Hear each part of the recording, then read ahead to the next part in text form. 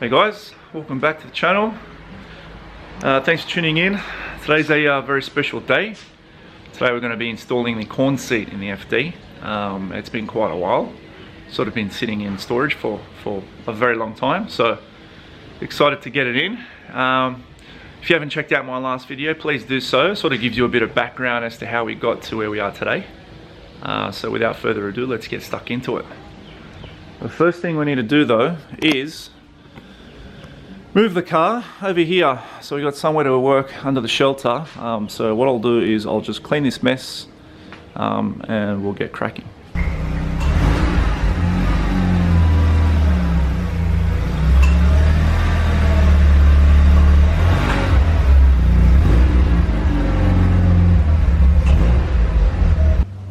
Right, now that that's done and we've got some room to work with here, the first point of call will be to get this seat out, and it's literally just 4 bolts. So we'll do that now. I don't know, I've got a bit of mixed emotions here because this is quite a comfortable seat, and you know, for a weekend car, just jumping in and, you know, bit of a no fuss sort of getting in and out perspective. I don't know, I think I'm going to miss this. So anywho, we'll get that out and we'll go from there. That's a 14mm bolt, so we'll go ahead and get them off. Alright, just moving to the back now. So same deal, we've got 2 bolts, they're both 14mm, and this additional 14mm bolt as well. So this is actually like a rod that's connected to the seat rail, and to be honest, I'm not quite sure what its purpose is, but I believe it's some sort of safety mechanism, potentially for like when like impact happens. I could be wrong, but it doesn't allow you to move the seat all the way back on the rails, this rod. So yeah, we're going to be removing all this. We don't need any of this, so let's get cracking. Alright, I've now removed the 4 bolts, including that long rod bolt as well, so 5 in total. I've also removed the seat belt electrical clip, the sensor. So now that everything has been removed, we can go ahead and take that seat out. I've just lined the sill with some towel, just in case something goes pear-shaped and I don't want to scratch it. So fingers crossed. Here we go. There we go.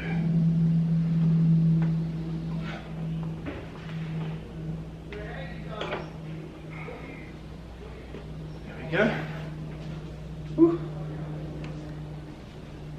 All right, so factory seat is off. As you can see, it's not too bad here. I've actually been here once before. When I originally bought the car, I'd done a full sort of clean with the interior. So I took the seats out and I ended up doing like a steam clean on the carpet. It's come out real nice. But yeah, I'll give this a proper vacuum before anything else goes back on. The factory seat is right over here. Does look the goods. It's quite clean. Again, when I originally bought the car, I done a clean on everything, so including this seat.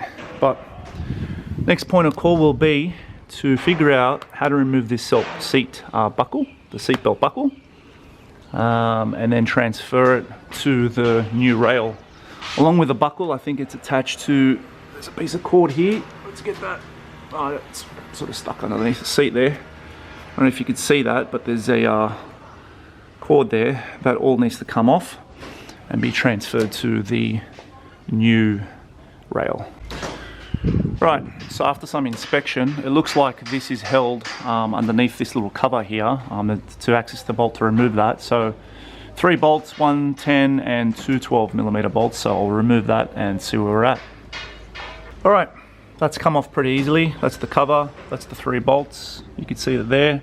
What we've discovered is that obviously this is held on by that bolt there. Now this looks pretty stuck on there, so I don't know if I want to muck around with this. I want to keep all this in good nick just in case I do go back to the factory seat. So look, other than buying a new seatbelt buckle, which I don't really want to do and wait on that, I might just retain what I've got. So let's see what I can make out of this. I'll try and remove that and go from there. Alright, so the seatbelt buckle is out without much fuss. That was a 17mm bolt. I also took the these little clips out. They were quite stubborn, and they sort of fed underneath the seat at a couple of points. So yeah, everything's out, but what I'm going to do is I'm going to put this bolt back in. So I'll take that out, put that back in there, and then just leave the seat as is. I might even stick that back on, just so it sort of holds its rigidity, because I will put this in storage for a little while. So I'll go ahead and reconnect what I've taken off, and just use what I need. So let's do that. So everything's back on now. As I mentioned, that cover is actually makes the seat quite rigid. So yeah, basically got what I needed and left everything else as is. All right, so this is the hardware that I'm dealing with here. Now, hopefully that zooms in. Come on, come on. Hello. Hello, there we go. That's the seatbelt bolt that came with the Bride rail.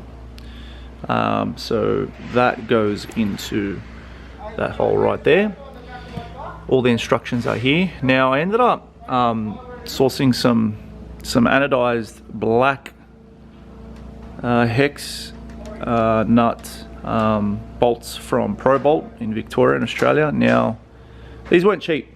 I spent a fair bit just because it'd look a bit silly if I had like cheapo silver bolts here. These came with the rail. They're loosely on there at the moment. I'll tighten everything up at the end, but yeah, had to make sure that these were matching. So yeah, I think it'll come out nice.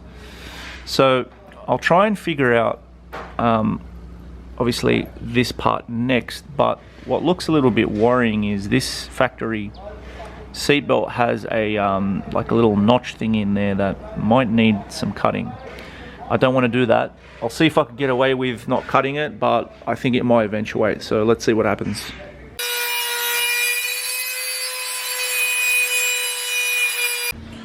Alright, so that tool was actually perfect for this job because it's a mission success. Now hopefully that focuses, but you can see now that that little hook there is poking out very, very slightly, and that's just enough to fit this as flush as possible with the bolts working correctly, or the way the bolts should be seated, as they should. Alright, so I've got the seatbelt buckle connected, again very loosely, but I don't know if you could sort of see that, but again it's just a zoom that's a little bit funny here, but that little notch still touches the rail very slightly, but I mean, this is firm enough, and when you want it to move, it needs to move, obviously. That's the little notch that I was talking about there. It is touching, but again, it's very slight. It wasn't very easy to cut as close to this little metal base as possible. You can see it poking out there, but yeah, everything works. It's tight enough. I've had to just not use this little washer because it doesn't fit correctly. So yeah, I've got enough washers on there. I don't think that's going to move. I think this might do the job. All right, I've got the new seat here now, and it's now time to fit the rails on there. Now I've actually test fitted this once when I first got it, and the paint is quite thin. I've actually marked it slightly. So look, it's nothing to worry about because you won't see that. But what I'm going to do is I'm going to mask the rail and the seat just so that I don't cause any additional damage. Alright, the seat is masked up. I've done the best job that I can, and I think that should be enough. So we'll go ahead and I'll try and get some bolts in there. It's pretty hard to do it myself, one-man job, but I think you might need a pair of second hands here. But I'll give it a crack and hopefully it'll be on the chair. Alright, we are on, guys, and just on the onset, it looks really good. Now, mind you, the way I've got it set up is on a tilt. So I've got it on the lower setting in the rear, but I've tilted it so it's sitting in the mid hole there, right? So I'm gonna just have a sit in it and see what it feels like. Like, look how tilted it is, right? I wanna sort of have that sunken, reclined feeling, but I've got to I've got a feeling that what I'm going to end up doing is moving it down so that it's flat, completely flat, just to bring this section lower. Because at the moment, this is visibly slightly higher than that, dare I say. I could be wrong. It sort of looks on par, very similar. But anywho, everything went in okay. I haven't scratched anything, so that's good. All right, it's in the car. Now, is that a good fit or what? That is brilliance right there. I haven't sat on it yet, but look how much room. Plenty of room. Plenty of room. As I mentioned, it's tilted quite a bit. Well, it's just on the one notch, but I think I'm gonna tilt it back down. But damn, that's good. Plenty of headroom. This is gonna sit quite low, I think. I just gotta test it out with my helmet on too, but if we close the door, haha, yes. It's good when like your plan just comes to work correctly. You know, there was a lot of uncertainty here, but everything clears. Nothing's touching. Thank God for that. And that looks sick too. All right, I'm in the seat, in the car. Look, it is a little bit higher than I thought actually. I'm sitting higher than I thought. I've got a feeling it's because this is tilted too high up. I think I need to bring it down. I thought it'd be a little bit lower. It looks a little bit deceiving, but it's still very good. If I had to press the clutch all the way in. So yeah, this is a little bit too high for my liking. I just need to tilt it back down. So I might do that. I'll take it out and I might just put on the lowest setting, both sides, and then just, yeah, put it in for the final time. I don't want to muck around too much with it. All right, we now have take two. I've just adjusted the front section so that it's matched to the rear, and now that it's on the lowest setting. All right, this is better. My knees and my feet are in the correct position. Clutch fully depressed. It's pretty much how it was, you know, with the factory seat. However, I am sitting slightly higher. I am sitting higher. I've got, like, that's my eye level there. I could fully see the bonnet. And the steering wheel, still I could see my gauge is not a problem, but it's like touching, like the speedo's like being slightly cut off in the top section there. But it's still like, I'm sort of slouching a little bit. Let's just turn this around. I'm sort of slouching a little bit, and like it's pretty comfortable actually, surprisingly. But yeah, it's the headroom again, it's sort of like, I don't know, let's see if we could get that in there. How much have we got there? I don't know, about close to 10 centimeters or so. Should be enough for my helmet to fit. But yeah, honestly, there's not much in it. It feels like factory, but like I will say, like off the butt cheek dyno, it feels a little bit higher. A little bit higher. What I'm gonna do is I'll now take this out for the final time, tighten everything, slap it back in, and then maybe we go for a drive. Let's go. All right, it's been a minute, but we are finally there, people. This is the final product. And I'm very glad I went with the black bolts because it's very under the radar, isn't it? And everything's nice and tight. So this is the final and last comparison. If any of you guys are thinking about doing something similar, like I said, my butt dyno said this is slightly, like you sit slightly higher, and I think it's the rails that is doing it. Now, as I mentioned, there's a bit of daylight underneath. Look at that. You can see there, it just clears. But otherwise, the rail, the side rails, I don't know what you want to call them, but they work quite well. They fit really well. I didn't need to do anything. Everything just works. So I'll route this in such a way where it doesn't get in the way, but this will be the final sort of form. I'll need to plug it in as I install the seat. but that's it there. Again, just looking at the bolstering, this will be a little bit more difficult to get in and out of the car, but look, that's what it is. It is firmer. It's quite firm. This is nice and cushy, but surprisingly, it's quite tilted. Like the seating position, it's very much, you know, race car orientated, which is what I wanted. And the height, again, it's pretty much on par. The width, the factory seat is narrower, but you know, no allowance for this side bolster, the shoulder bolstering there. So if you have a look at the width, it's very close, very close. The only reason why this would appear narrow is because of the real estate on where your ass sits, literally is narrower, but the overall width is very much the same.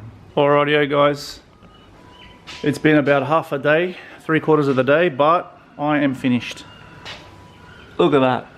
It is meant to be there. It is just brilliant. Absolutely brilliant. I cannot complain. I'm actually sort of getting used to it. You know, it's a change, right? I'm not 100% used to it. I'm sure the more I drive, the more I'll get used to it. But it looks so good. I mean, looks aside, it's supposed to keep me nice and locked in when I'm driving hard, and you know what? I think it will do the job. Obviously, time will tell, and a track day will tell, but so you can see why I've got the red stitching, because it matches the Nardi red stitching too. So, trying to do a bit of matchy-matchy. But how good is that? The clearance is perfect. Everything is just, honestly, it's to expectation. It's exactly how I thought it would turn out to be. So yeah, I cannot complain. I'm really happy with it. I'll take it out for a quick drive, but I want to do a proper impression when I take the car out. I want to yeah, take some hard corners and some spirited driving, if you will. But I'm a little bit beat. I haven't eaten lunch. I'm starving. It's one of those things where when you start something, you just want to finish it. It was one of those, and I'm limited on time, obviously, like I said, you know, with kids and whatnot, family life. So yeah, really happy with it. I'm really glad I went for this route, because like I said, I haven't seen any of them in Australia, especially. So yeah, glad I done it. Bit of a unique fact. Everyone else goes Bride, I know, or Recaros, but this is something completely different. It's Japanese. It's meant for the car, and it gives me a bit of a reminisce of good old MX-5 that I used to have. I'm gonna call it a day. I'm gonna pack up, put that thing in the shed, and yeah, maybe I might just go around the block, just because you must. You know, it's one of those things that you need to do.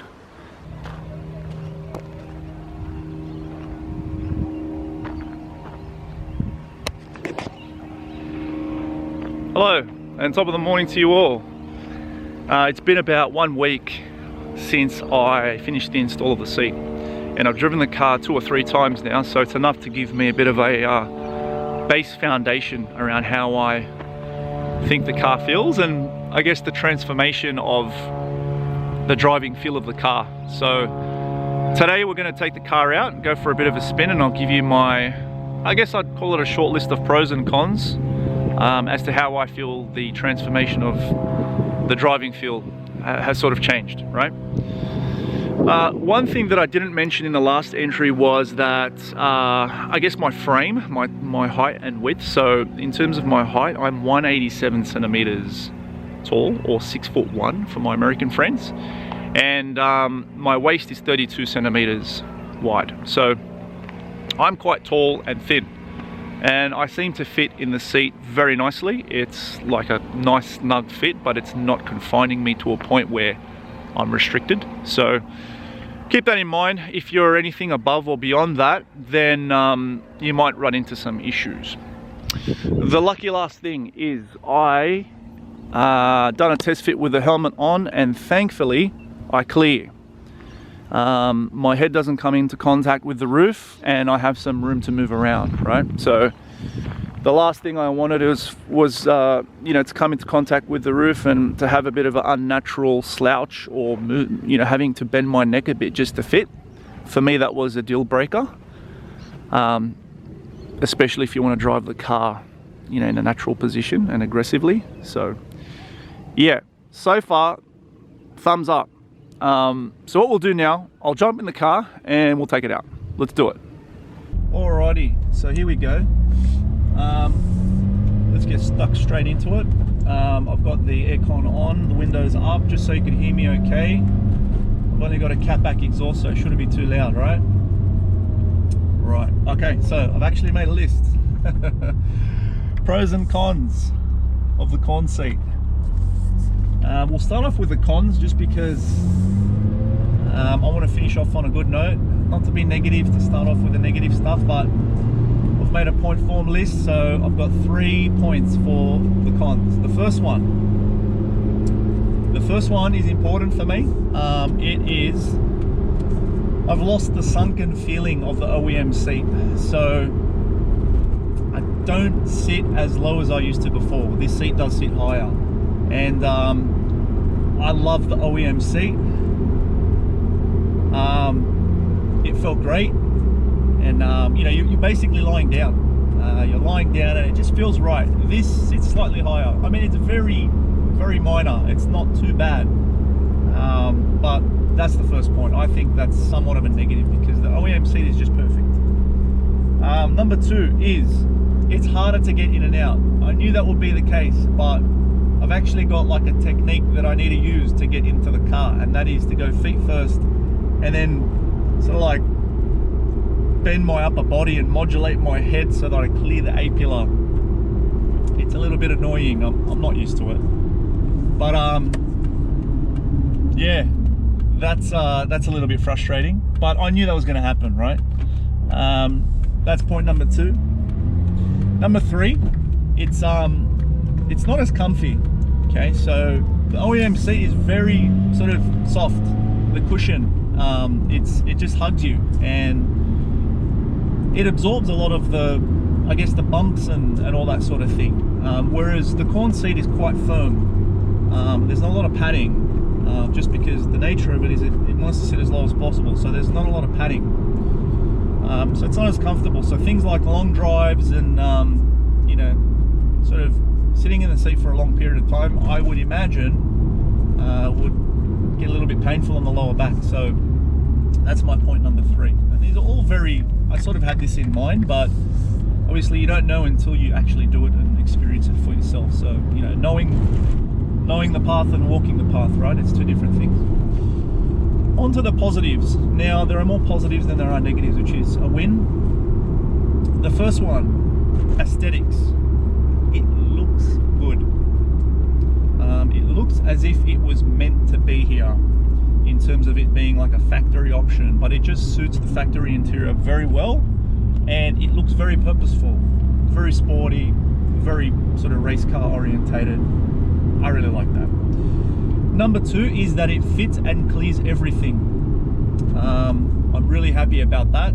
The fact that I didn't need to modify anything, change the padding, cut the padding off, it doesn't hit the door, doesn't hit the center console. That's a big thing for me, so very happy about that. Number 3, I think the most important is the actual purpose of the seat. Is I just went around a roundabout and I don't move at all. You know, it locks me in pretty good, which is what I needed. You know, especially when you're driving hard, you don't want to brace yourself and have to hold yourself or your core up. It does what it's supposed to do, which is a big tick for me. The last one, and a very interesting one, and I didn't think this would be the case, but or I underestimated how much this would impact things, is I can feel absolutely everything now. What I mean by that is I can feel the road, the bumps. I can feel exactly how far I am to braking traction on the rear.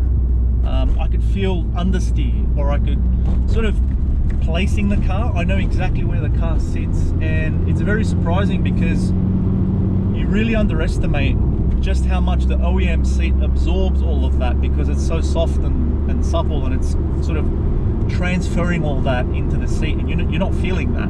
Whereas with a firmer seat that's really locked in, you feel absolutely everything. So for me, that's a win, because the car's communicating to me in a much more advanced way. I know it sounds a bit cheesy, but look, that's the reality. And when I'm on the track, I think that's gonna really help me out.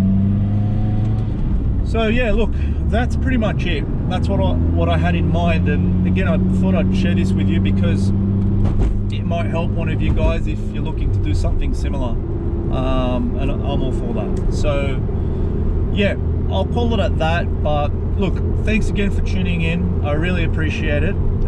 If you haven't already, please subscribe, comment and share this video far and wide. It really helps me out. Until then guys, hopefully the next time I check in with you will be at the track. That's right. So I think this thing's ready for the track. But until then, take it easy. I'll see you next time.